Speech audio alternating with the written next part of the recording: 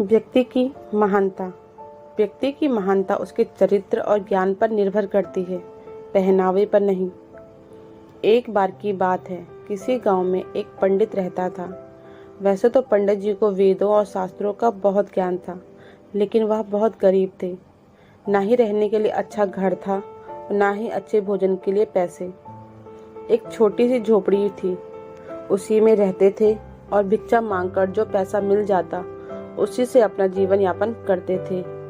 एक बार वह पास के किसी गांव में भिक्षा मांगने गए। उस समय उनके कपड़े बहुत गंदे थे और काफी जगह से फट भी गए थे। जब उन्होंने एक घर दरवाजा खटखटाया तो सामने से एक व्यक्ति बाहर आया।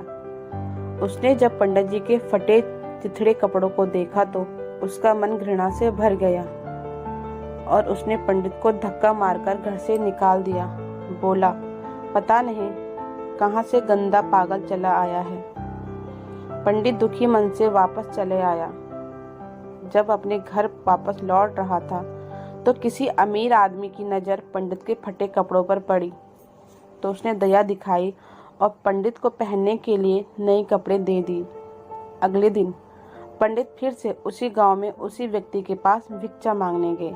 व्यक्ति ने नए कपड़ों में पंडित को देखा और हाथ जोड़कर पंडित को बुलाया और बड़े आदर के साथ थाली में बहुत सारे व्यंजन खाने को दिए।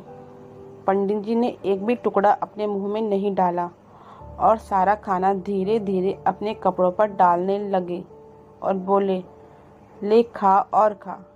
व्यक्ति ये सब बड़े आश्चर्य के साथ देख रहा था। आखिर उसने पूछ ही लिया, पंडित जी, आप यहाँ क्या कर रहे हैं? सारा खाना अपने कपड़ों पे क्यों डाल रहे हैं? पंडित जी ने बहुत शानदार उत्तर दिया, क्योंकि तुमने ये खाना मुझे नहीं बल्कि इन कपड़ों को दिया है, इसीलिए मैं ये खाना इन कपड़ों को ही खिला रहा हूँ। कल जब मैं गंदे कपड़ों में तुम्हारे घर आया था तो तुमने धक्के मारकर घर से निकाल दिया और आज तुमने मुझे साफ और नए कपड़ों में देखकर अच्छा खाना पेश किया।